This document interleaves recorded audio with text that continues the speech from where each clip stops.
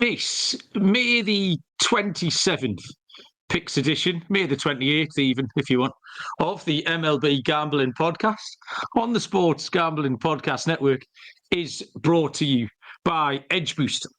Edge Boost, what a great start. Edge Boost, the bank account built for better. Sign up today at edgeboost.bet with the promo code SGPN and get a $25 deposit bonus.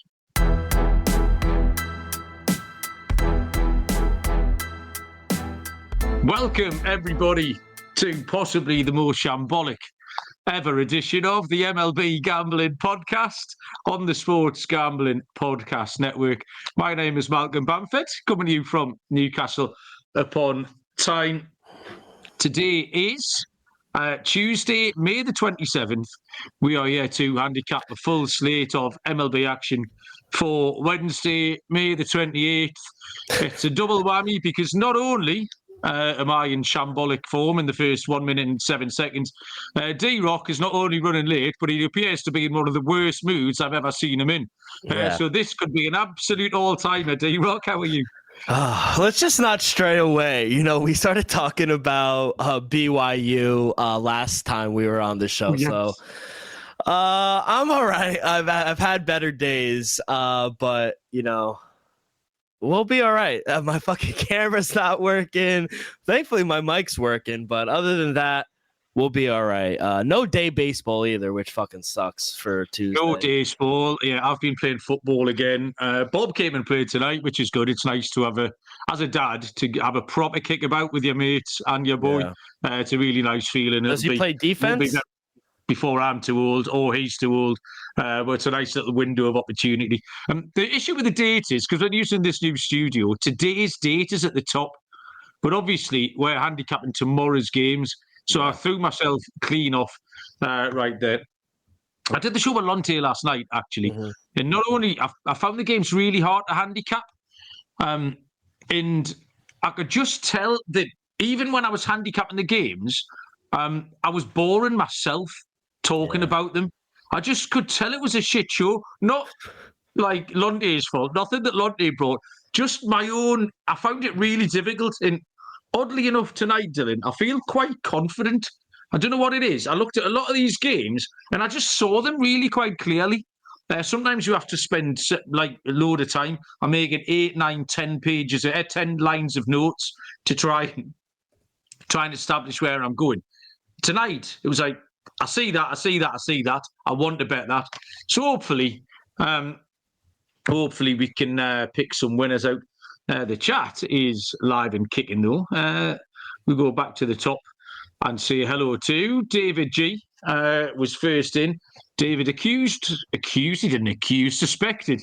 The reason we were a little bit late was that I was sourced up again, which is a perfectly reasonable assumption, but it wasn't me. I'm relatively sober. Board again in Indiana is enjoying his day off. John Cullerface here for the ad reads. Austin is here. Jason Whitterman also. And Stan W, a new name on me. Stan asking where the Liverpool fans are. It's a $5 fine, Stan, for talking about football on the MLB show and vice versa. If you are in the chat, by all means, pop your head up and say hello. I also, Dylan, don't know if you noticed last night, I accidentally broadcast our show on your Twitter feed. Did you notice that? I saw that because I got a notification and I was out and about and I said it went live. I was like, what? I thought I did something wrong. And I was like, I was like, you guys are drunk.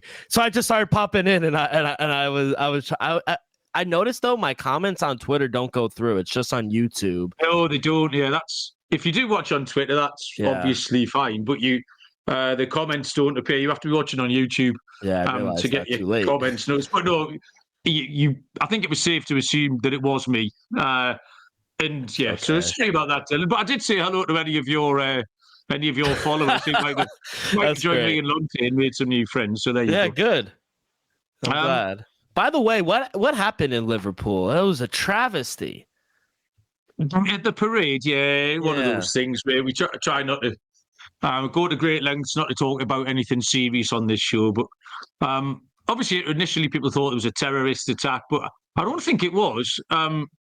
It was just a really weird situation. There was a sort of a 54-year-old, so an oldish man's been arrested, drugged up. I think he was cocained up, and I don't know if he just lost his marbles, took a wrong turning into a throng of 30,000 people or whatever it was. Yeah, but luckily, thankfully, no one's died. There's a few people still in hospital, but no one's died. Could have been a lot worse. Gio's joined us as well. Gio, saying hit the like button, which is absolutely correct, Gio. We'll get on to this full slate. I'm going to read this promo out, which I understand nothing about, Dylan. Now, you're a young person. Once I've read this out, Dylan, you can explain what it means. The SGP guys are going to be ripping packs live on air next Monday night. They'll be breaking a case of Panini Prisms with DAPS. And you get 10% off your favourite team with the promo code SGPN. Go to sportsgamblingpodcast.com/break to get in on the action. As a young person, Dylan, can you translate any of that?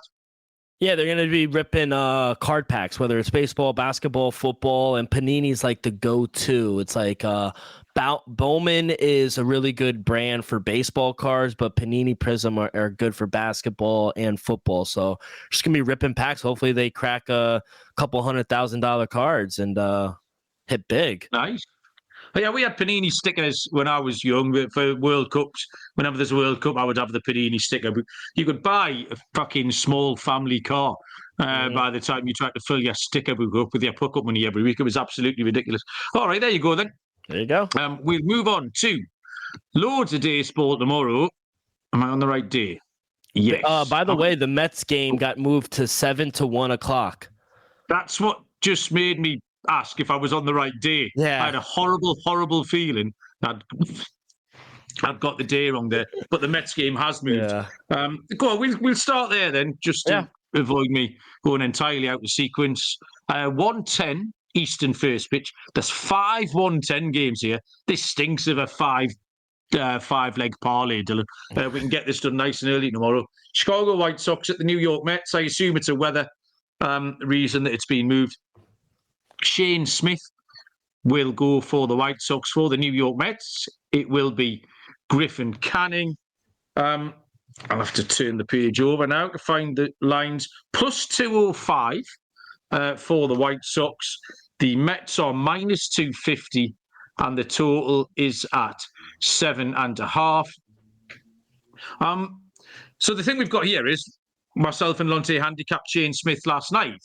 We thought he was confirmed to be going on Tuesday. That switched up to Jonathan Cannon for whatever reason. So the Wednesday night pitcher, or the Wednesday afternoon pitcher for Chicago, will be Shane Smith.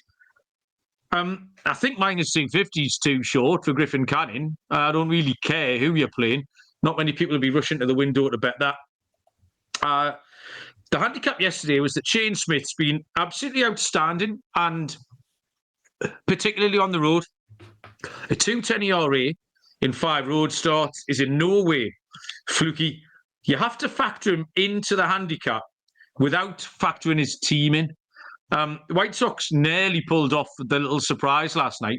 They led 1-0 into the 8th inning. The Mets tied it up and managed to walk it off in extras. Griffin Cannon's been largely fine. A 2.88 ERA is very good. The first 5 under is a really strong trend for both pitchers, Dylan. Smith 7-3, Cannon 8-2. And on the grounds, I like both pitchers, and I'm not sure about the White Sox offense. I didn't know the reason to get away from that trend. There wasn't one. So I'll stick with the first 5 under, Dylan. It seemed prudent. Yeah, I like the first 5 team total under for the White Sox. Griffin Canning, like you mentioned, I think he's been great for the Mets, especially at home. Outside of his last start versus the Dodgers, he's been great. He's only allowed more than 1 run at home 1 time in 5 starts at home this year. White Sox, they stink on the road. They're only averaging 2.81 per game on the road. They only scored 1 run yesterday in the first game of the series. The second worst in the league on the road. They're hitting just 218 off of righties in general. So I think this is a great bounce back spot here for Griffin Canning. So you're going to take the first 5 under. I'm going to take the first 5 team total under for the White Sox. I don't think they score more than 1 run here in the first 5. So that's how I'm going to play this game. Okay. All kinds of unders there in that one. Okay, so we can go back to the card as it was intended, as Eli joins us in the chat. Eli, welcome along. Nice to have you. 1:10 Eastern first pitch is the LA Dodgers at the Cleveland Guardians. It will be Clayton Kershaw, left-handed pitcher for the Dodgers. For the Guardians, it is Slade Ciccone and minus 135, the Dodgers, plus 115, Cleveland. The total is 9. Dylan. Yeah, I don't know how long Kershaw will go in this game, but it can't be long. I mean, he really hasn't gone past the fourth inning in his first 2 starts. And to be honest, I don't think he's looked the best either, in my opinion. Slade Ciccone, he's looked a little bit better, but I still can't trust him, especially against the Dodgers offense. The Dodgers rake against right-handed pitchers, and offensively, I don't think the Guardians are going to be able to keep up with the Dodgers. Guardians are only averaging 3.3 run per game at home this year, while Dodgers are averaging 5 runs per game on the road. They just scored 7 runs coming off of a travel spot from Sunday Night Baseball in game 1 of this series. So I made the Dodgers a minus 160 favorite here. Minus 145 I do like. 9.5 seems a bit high though. My total came out to 8.4, so like the under, and I do like the Dodgers here. Still not sure quite what to make of Kershaw. You're right. 2 starts now. The first one was ugly at the Angels, 5 earned runs, and then he only recorded 6 outs against the New York Mets. So until Kershaw does a little bit more, I wouldn't want to factor him in too much. Ciccone also only has 2 starts, actually. He's on the same cycle. He's pitched on the same 2 days as Kershaw. He's been all right in 2 low-scoring games. There wasn't much at all in the way of trends or patterns, apart from one that stood out like a sore thumb to me here, which was Cleveland are 2-9 straight up against left-handed pitching. The Dodgers 26-12 straight up against right-handed pitching. So with those numbers, minus 135 is a perfectly reasonable bet. So I'll take the LA Dodgers on a strong lefty-righty split in that situation. 1:10 Eastern first pitch. San Francisco Giants at the Detroit Tigers. It is Landon Rupp, San Francisco. And for Detroit, it will be Jackson Jobe. Detroit are minus 115. The Giants are minus 105. And the total is set at 8. Landon Rupp's on a little heater. He's going along really well. Back-to-back starts where he's thrown 6 innings scoreless. The 2 starts before that were decent as well, which means he's got a 1.64 ERA this month in his 4 starts. That plays, whichever way you look at it. Jackson Jobe is equally as good in his last 3, and he's very, very good at home as well, 2.61 ERA. We talked yesterday that this series was entirely about run prevention, starting pitching, fielding. Both offenses aren't too red hot. I then sat and watched the Tigers beat the Giants by 3-1, which was the perfect comparison game. It was the perfect sort of format to follow this game. I just like the under. I think 8's too high. Don't mind both pitchers. And like I say, both are right up there in terms of team ERA, runs saved in the field, that kind of thing. So under 8 between the Tigers and Giants, Dylan. Yeah, I like the Tigers here. I think they keep it rolling. Jackson Jobe, he's had his ups and downs on the road, but at home, I think he's been a much solid pitcher.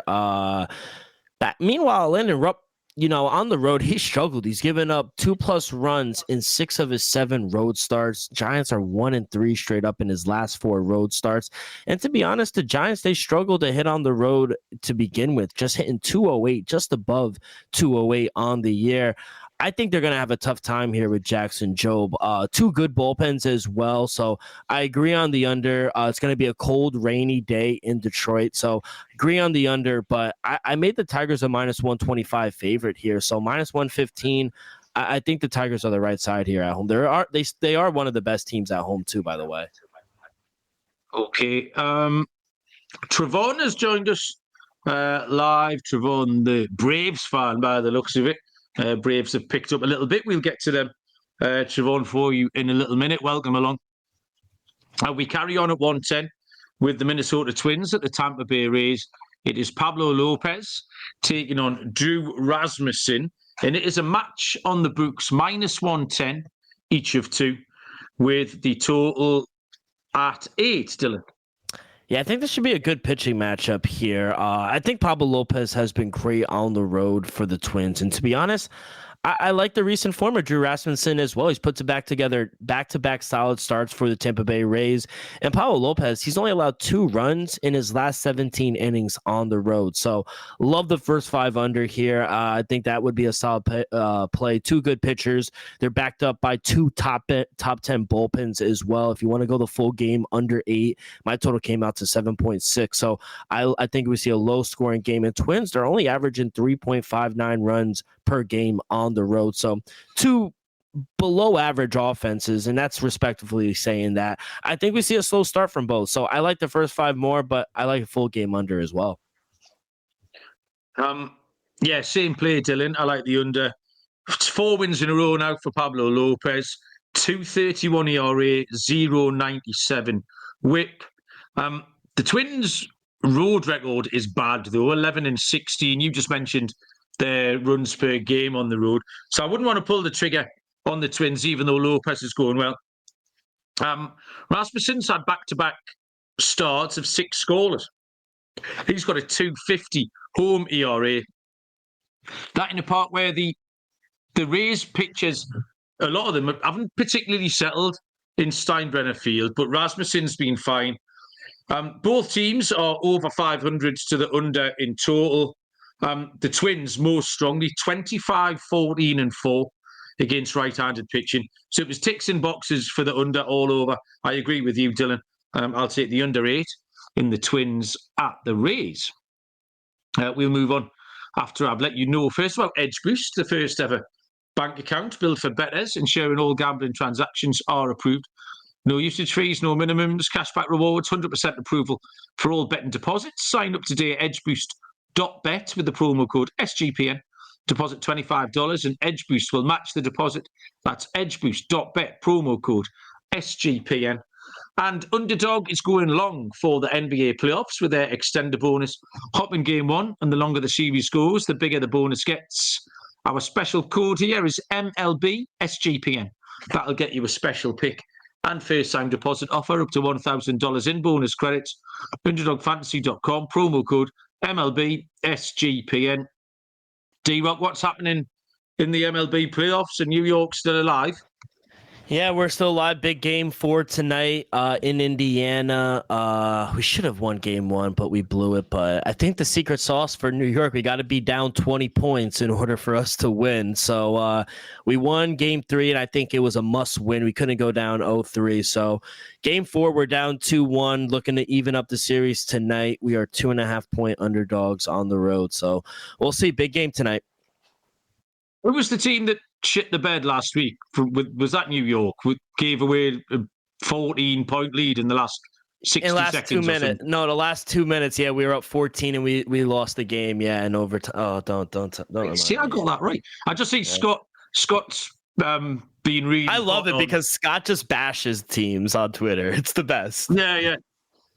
Scott doesn't discriminate, does he? Just gets stuck in like. And I agree with all of that. But okay, I'm still not into basketball. I'm afraid I can't do it. John, those ad reads were for you. There'll be more to come, John. Go and make yourself a cup of tea. I'll be back with more ad reads in 10 minutes. The final of the 5-1-10 Eastern first pitches is the Boston Red Sox at the Milwaukee Brewers. It's Brian Bello for the Red Sox, and Freddie Peralta will go for the Brewers. Plus 125 Boston, minus 150. For the Brewers, total is at 7.5. Brian Bello bounced back from getting hit around by the Atlanta Braves with a steadier start last time against Baltimore. But his whip is 170. And I still find him a nervous watch. There's something about Bello. I know he's sort of come into the season late. He had a little bit of a fragmented spring. But he's just not a straightforward watch. He still hasn't settled into a rhythm. I think he will, but that whip tells you where he is. His starts are 5-2 to the over as well. Freddie Peralta has got a 2.55 ERA, but his 4 home starts have yielded great results. 0.75 ERA. He's only given up 16 hits in his 4 home starts, and the Brewers are very strong at home, 16-10. Brewers are a good price here, -130, perfectly reasonable. I'll take the Brewers, Dylan. Yeah, it was a crazy game, I thought, here, trying to pick Freddie Peralta and Brian Bello. And I like the Brewers here at home. Probably in the first 5, though.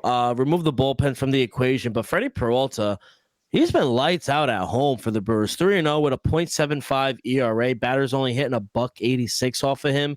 He's only allowed 1 run at home in his last 16 innings at work in home.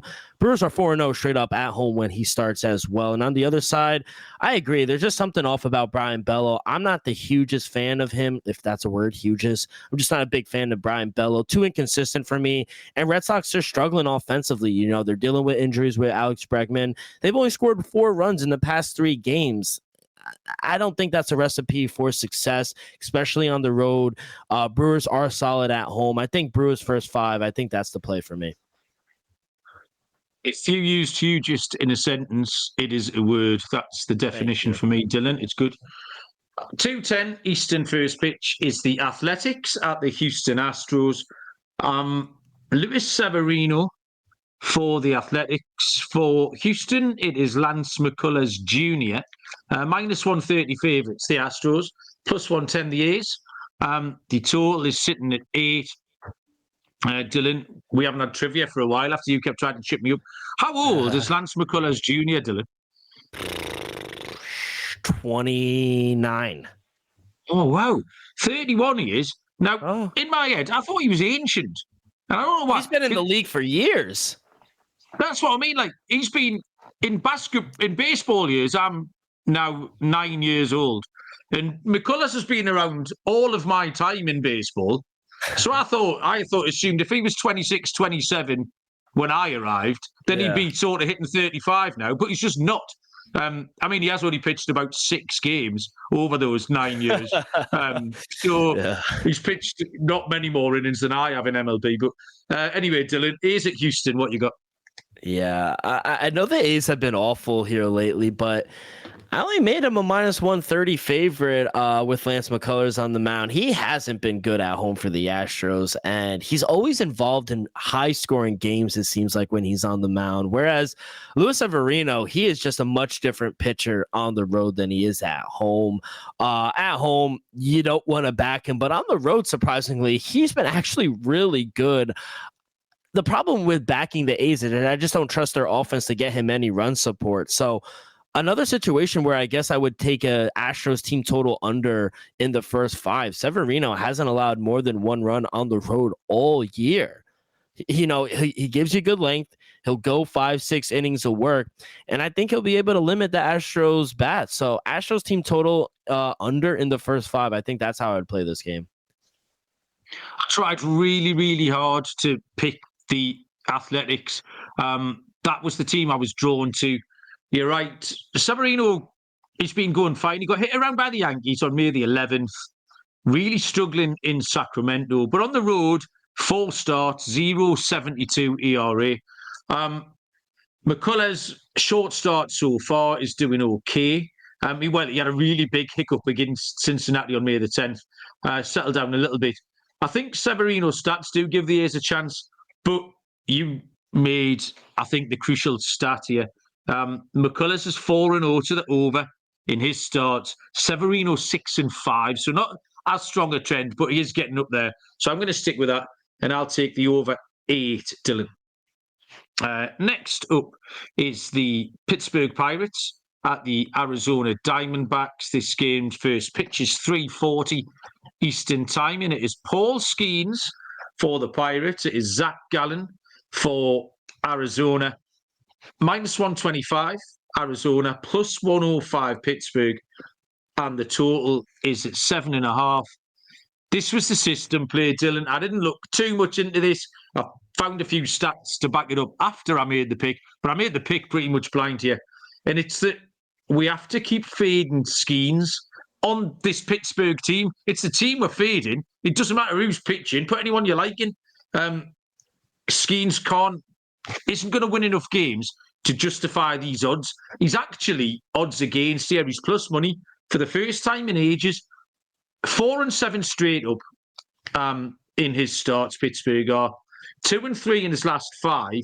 In those defeats, he was all minus 120 in the price range. Once we got him at like plus 185 against the Dodgers, but the rest of his game log just doesn't justify backing him every week because they're not going to win enough games to justify these prices. The Diamondbacks have won have won 4 of Gallen's last 5 against decent opposition as well. The Dodgers, they've beaten the Mets twice. If they can win this at minus 125 again, there's no reason for these two teams. It's not like Gallen's a bad pitcher. They shouldn't be this close together in the market. Even with Skeens, you have to take the Diamondbacks, Dylan. Yeah, it was hard back in the Snakes. I think the value is with the Pirates. My numbers only made him a minus 120 favorite, but Zach Gallen is a fade. He's a fade for me at home. He's been terrible, in my opinion. Over a 6 ERA, he's 1 and 4 straight up. Batters are hitting almost 300 off of him. I know Pittsburgh's terrible offensively on the road, but I think in the first 5, Paul Skeens is really going to be locked in and be able to keep them in this game. So it's another situation where I would want to fade the home team's team total and take it under. Paul Skeens hasn't allowed more than 2 runs on the road this whole year. So, yeah, the Pirates are probably going to lose this game. But in the first 5, I don't know if the Diamondbacks are going to be able to score a lot of runs. So I would probably take the Snakes team total under in the first 5.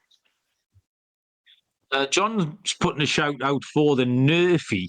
Problem, it's sort of contradicting here. Skeens is 3 and 8, which is solid. But Gallen's 7 and 4, which kind of counterbalances it out. So they're actually 11 and 11 between them. Yeah. But yeah, the Pittsburgh offense is dog shit as well. Factor that in, John. Next up, we'll go to a 4:10 Eastern first pitch between the Miami Marlins and the San Diego Padres. Sandy Alcantara for Miami and left-handed pitcher Kyle Hart for the Padres. Minus 165 San Diego, plus 140 Miami. Total, Dylan, is 8.5. I know what your pick is in this, but you make it, and then I'll prove it to you. Yeah, there's no way I could be on the fish here. Sandy Alcantara, it's crazy he won a Cy Young. I mean, the way this guy's looked, he's been terrible all season. Home, on the road, the Fish have lost his last 7 starts. He has a 7.71 ERA in the month of May. 4+ runs given up in every start on the road for him. Padres are still a solid team at home, and offensively, I think the past few games they've been putting it together, and they do fare better against righties. So I think this is a good spot and a series for the Padres to rack up some wins, get the offensive rolling a little bit. It's got to be Padres run line for me. I was actually incorrect, Dylan, because I wrote down over. Yeah, Sandy is just threw more rubbish last time out, unfortunately. Yeah. Do you remember Lonte tipped him up for the Cy Young pre-season? I saw that. Like reminding Lonte of that. It's not like I've got a litany of dog shit picks in my back catalogue, but I do like reminding Lonte of that when I get the chance. His ERA is an impressive 8.04 now. It might be 8.44, depending on my writing, but it's over 8, I can tell you that. And there's nothing egregious about that either. It's absolutely spot on, which is a shame for Sandy, really. Kyle Hart doesn't inspire much confidence either. His game log is just really higgledy-piggledy. It's kind of all over the place. It's hard to make any sense of Kyle Hart's game log. So, fading Alcantara, but I'm going to add in Miami a 9-2 to the over straight up against left-handed pitching, which is a good record. So it looks like runs everywhere. 8.5 is too low. Now I will take the over 8.5 between Miami and the Padres. Hold on to your seats, John. It's time for me to tell you about Rhythm. CT Rhythm, what does that mean? Is your home for AI-backed picks and props. Dominate the NBA playoffs PGA, MLB, and they've just launched WNBA. Rhythm knows you'll love it, which is why they include a 7-day free trial. The two big deals at the minute are 25% off a monthly subscription, SGPN 25, or 50% off the annual subscription, SGPN 50. Get your 7-day free trial, sportsgamblingpodcast.com/rhythm. Circa Ultimate Fantasy Football giveaway. Your 12-team league can draft in person at the Circa Resort and Casino in Las Vegas. You get a 2-night stay for the entire league, a cabana to draft in with a $5,000 food and booze bill, limo transportation, Legacy Club party, credit at the sportsbook. The duration of the contest is May 5 to June the 30th. Go to sportsgamblingpodcast.com/circa. That's sportsgamblingpodcast.com/CIRCA. And finally, mybookie.ag, your place to bet on every sport, including the NBA playoffs. Loads of locations accepted. Crypto is quick and easy on there too. Head to mybookie.ag, promo code SGPN for a 100% deposit match up to $1,000. T's and C's apply. That's mybookie.ag, promo code SGPN. Next game is a 6:35 Eastern first pitch between the St. Louis Cardinals and the Baltimore Orioles. It is Miles Mikolas for St. Louis. For the Cardinals, it will be Cade Povich, -120 for Baltimore. Even money for the Cardinals with the Lizard King on the mound. And the total here is 8.5. Miles Mikolas is getting right on my tits, Dylan, because he's been absolutely great this month. And I just keep very lazily waiting for him to blow up. And he just hasn't. I'm going to show him a little bit of respect this evening. 4 games started with a 2.01 ERA. Povich is doing a little bit better too. Hasn't been good at Camden Yards at all, though. 5 starts and a 6.75 ERA. I don't think I have ever backed Miles Mikolas on this show.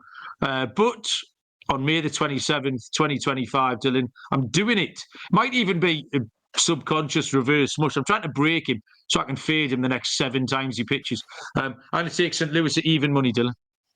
Yeah, I don't understand this Baltimore team at all. I mean, they go on this all-time losing streak. They fired their coach. They cut Kyle Gibson. And then when I want to fade them, they go off and they win 3 games in a row. It's so frustrating. And now they're favorites at home with Cade Povich on the mound.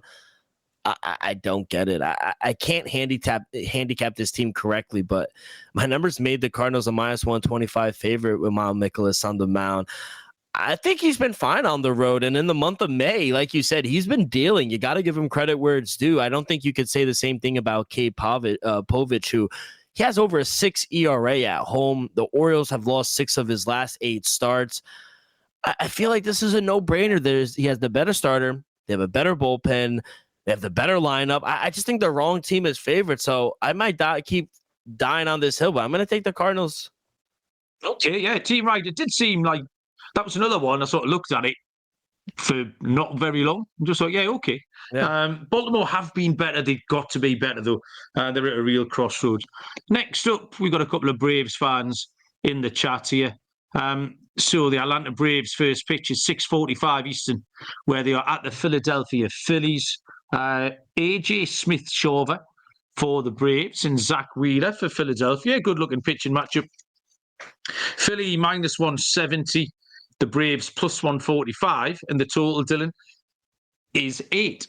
Yeah, this one was a tough game to handicap. I think the money line, the spread, total, I think it's all spot on. If I would bet this game, I would take maybe the Phillies team total over.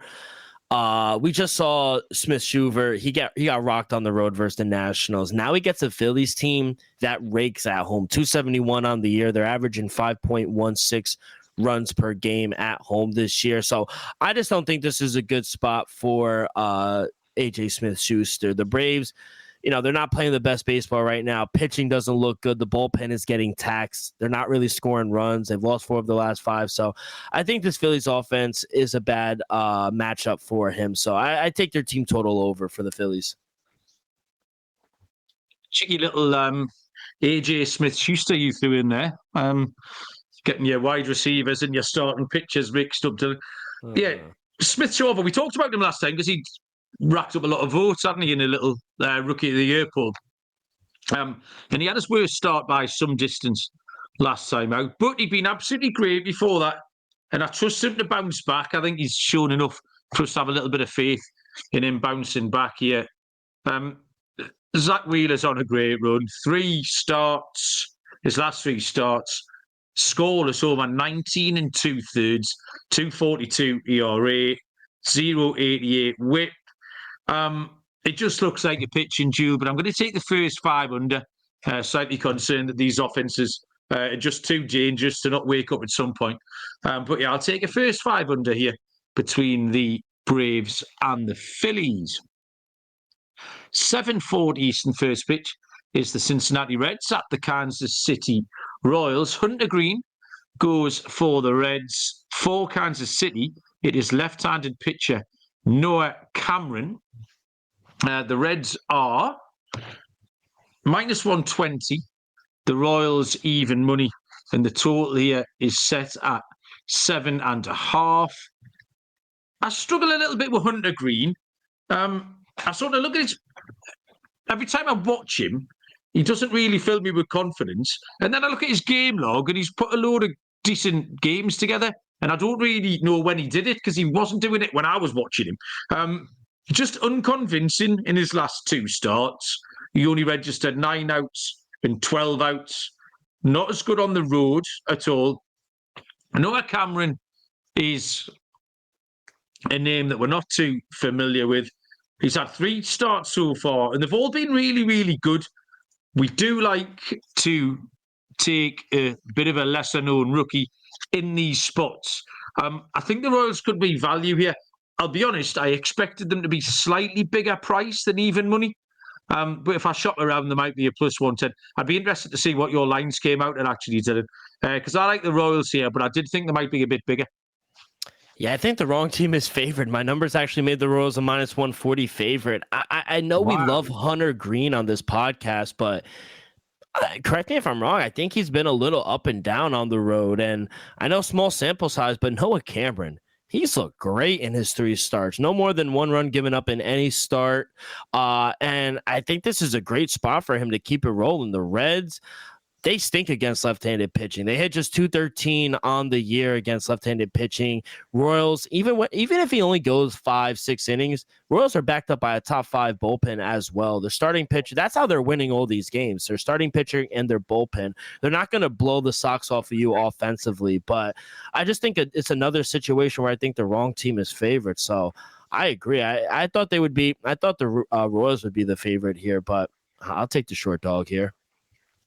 Okay, so you're on the same side as the bookies. I've kind of misjudged the prices, but we've come down on the same team, so fair enough. Next up is the Colorado Rockies at the Chicago Cubs, which is an 8:05 Eastern first pitch. Tanner Gordon for the Rockies, left-handed pitcher Matthew Boyd draws the start for the Cubbies, who are -350. -350 with Matt Boyd on the mound. Shit. +275 Colorado. Dylan, the total 7.5. Yeah, it's either the Cubs -2.5 or their team total over. We got to start being clever on how we fade the Rockies here. This is only Tanner Gordon's 3rd start of the season, and he's had to face the Tigers, the Yankees, and now the Cubs. I mean, not an ideal first 3 games for any pitcher, and the Cubs are just absolute machines. They're just raking the ball offensively. They're averaging 5.79 runs per game at home. That's 2nd in the league. And the Rockies are giving up 5.5 runs per game on the road this season. So I think this is a great spot for the Cubs. I know they only scored 3 runs in game 1 of this series, but I think this is a good spot for them to break out a little bit and get the team total over. So I think that's how I would play this game if you want to bet it. Yeah, it is horrible. I mean, -350 with Boyd. Last night was Cade Horton at -320. I mean, it just shows where we are with the Rockies at this point. Tanner Gordon has had 2 6-inning efforts so far. Not terrible. And they did actually win against the Yankees last time out. This is his first road start. Boyd's been pretty average. There's no strong trends. But, I mean, I say there's no strong trends. In the pitchings, Colorado, 1-15 straight up against lefties. 17-37 covering a run line, so miles away. Well, Chicago Cubs are covering at quite a decent clip, 28-24, covering a handicap. You do have to go up to 2.5, but I'm happy to take it. It might not be a stellar game, this, but the Cubs could knock it off 5-1, 6-1, something like that, and cover that alt handicap. Next up is the only game that's off the board here. It's an 8:05 Eastern first pitch between the Toronto Blue Jays and the Texas Rangers. It's Toronto, who are TBD, have been all day, but I think it's going to be Eric Lauer. Yeah, that's what I got too. You think it's Lauer as well, yeah? Yeah. Okay, if it's good enough for us, we'll handicap Eric Lauer. Tyler Mahle is confirmed for Texas. As I say, no lines on this game. Eric Lauer's been all right. Mm-hmm. He has 5 appearances, only 2 starts. So expect maybe 3 or 4 innings out of Lauer. He's not fully stretched out. Bit of a bullpen day for the Blue Jays. But Tyler Mahle's been absolutely lights out. 180 ERA, 103 whip. His starts are 9-2 to the under. The Blue Jays are 23-17 to the under against right-handed pitching. And I think Lauer will go all right if we get between 3 and 4. If we get 4 innings out of him, I think he'll be fine. And all of those Texas stats tell me to take the first 5 under here. D-Rock?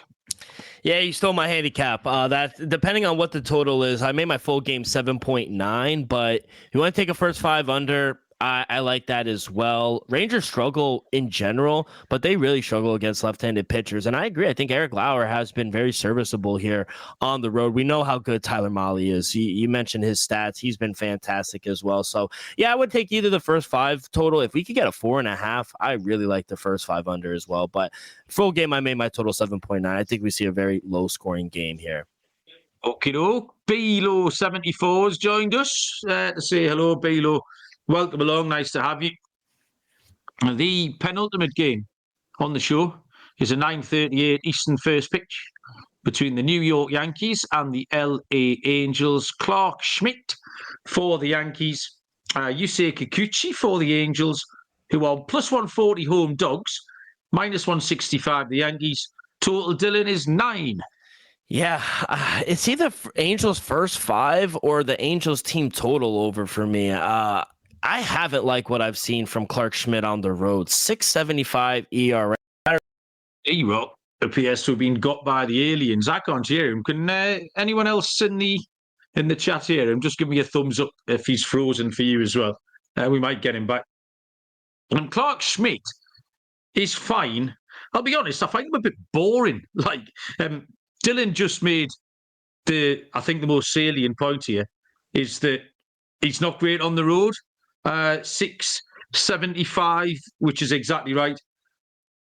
Yusei Kikuchi has racked up 4 wins in a row and only given up 4 earned runs in those wins. But the Yankees hit lefties really well. We talked about this last night. Mm-hmm.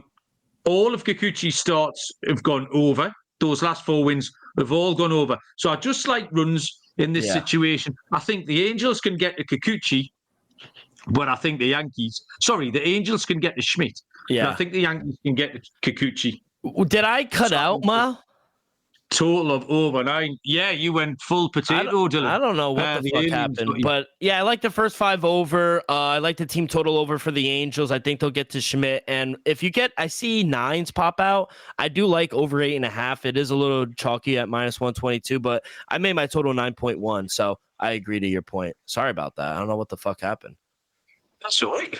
It was a lovely sort of pose of you with your mouth wide open. We could see right up your nose, Dylan, for 10, 15 seconds. Your day is getting better and better, isn't it? No, it's getting fucking worse.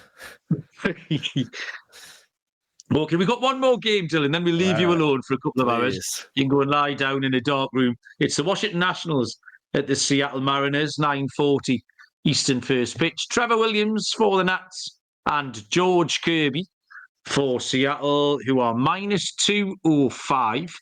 The Nationals +170, and the total is 8. This is my turn to lead us off. This is a right pain in the arse to find the banners on. It's the one bad thing about this. I like the new studio, but the banners are a little bit of a ball ache. Trevor Williams has been poor, to put it bluntly. Minimum 3 or 4 earned runs, often more. 6.39 ERA. George Kirby, only one start so far this season and wasn't great at Houston. So he just might need a little bit of time to settle into the season. Williams given us a head start. It won't take Kirby much to be able to get us over here. Seattle have been an over team, 25-14-1 against right-handed pitching. So I think both starting pitchers can help us out here. And like I say, Seattle have been trending to the over. 8 looks quite low. Interested to see what you made it, but I'll take it over, Dylan. Yeah, I would agree. I made my total 8.4. I like the first 5 over as well.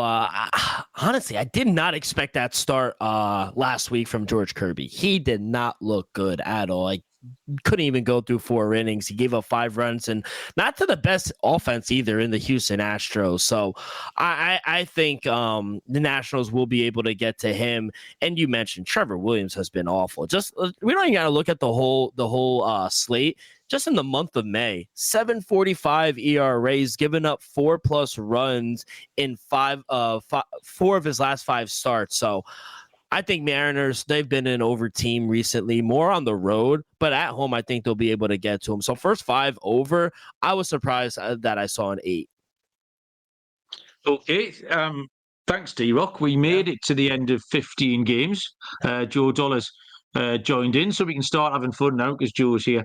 Joe's been particularly mischievous on the Premier League show and on the MLB show. He's been trying to get under my skin as Joe, but I'm not buying it, and he shouldn't be selling it. D-Rock, do you have a lock and dog for us?